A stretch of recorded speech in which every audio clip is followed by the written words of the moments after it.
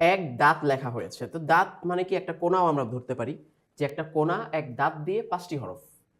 তো যতগুলো হরফ আমরা ২৯টা হরফ আমরা পড়ে এসেছিলাম আলিফ বা তাসা থেকে।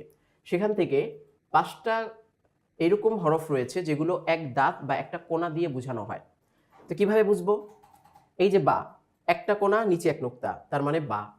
একটা কোণা উপরে ২ নোক্তা তার মানে তা। একটা কোণা উপরে ৩ নোক্তা তার মানে সা। একটা কোণা উপরে ১ নোক্তা তার মানে নুন। একটা কোণা নিচে ২ নোক্তা তার মানে হচ্ছে ইয়া। তো এই যে কোণাগুলো দ্বারা আমরা ৫টা হরফ বুঝতে পারলাম। এখন আমরা উদাহরণ দেখব।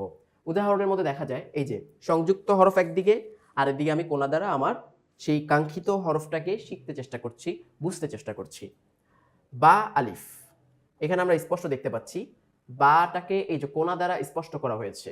প্রকৃতপক্ষে হরফটা যে আমাদের এভাবে ছিল, প্রকৃতপক্ষে হরফটা এভাবে ছিল বা।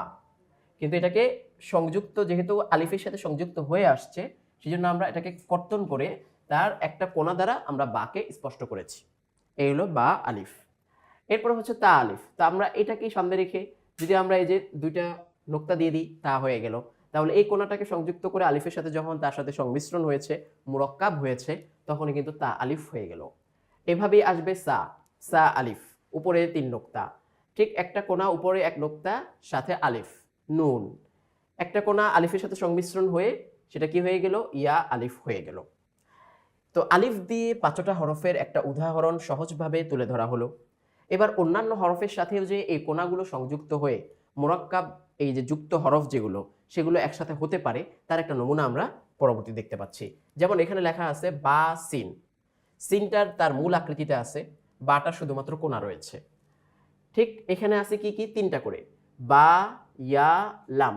তো আমরা জানি এক কোণার নিচে ১ নোক্তা বা, এক কোণার নিচে বা এক দাঁতের নিচে ২ নোক্তা ইয়া, তারপরে আছে লাম। ৩টা হরফ আমরা বুঝে গেলাম। এরপরে দেখেন আমরা খেয়াল করি যে এক কোণা উপরে ২ নোক্তা তা, এক কোণা বা একটা দাঁত উপরে ১ নোক্তা নুন সাথে লাম, তা নুন লাম। তো বা ইয়া লাম তা নুন লাম।